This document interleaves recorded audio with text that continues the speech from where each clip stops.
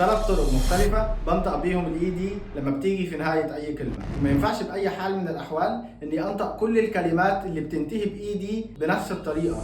الفكرة كلها بتعتمد على آخر صوت في نهاية الكلمة قبل ما نضيف الاي دي أصلا. فلو آخر صوت ده voiced بمعنى إنه بيحصل اهتزاز هنا في الصوت الساكن أول ما بطول فيه، زي صوت الز مثلا، الحته دي كلها بتهتز. لو اخر صوت ده فويسد وضفنا الاي دي، في الحاله دي ما بننطقش الاي اطلاقا وبننطق الدي دي زي ما هي. فعلى سبيل المثال بنقول changed، ما بقولش changed غلط، بقول called. ما بقولش called غلط، ما بنطقش الاي اصلا. بقول closed، ما بقولش closed غلط، بقول loved، ما بقولش loved. اوكي. الحالة التانية هو انه اخر صوت في الكلمة قبل ما اضيف الاي دي اصلا يكون voiceless. وvoiceless يعني ايه؟ يعني لو طولت في الصوت مهما حصل مش هيحصل اهتزاز هنا، زي صوت الاس مثلا. وكنت شرحت الحته دي بالتفصيل في اول فيديو في السلسله دي.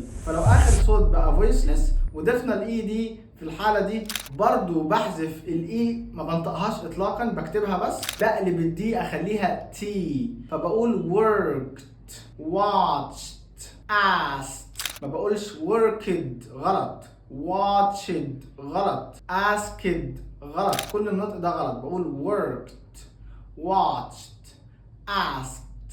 الحالة الثالثة وهو إن الكلمة تنتهي بواحد من الحرفين دول، سواء تي أو دي، قبل ما أضيف الإي دي أصلا.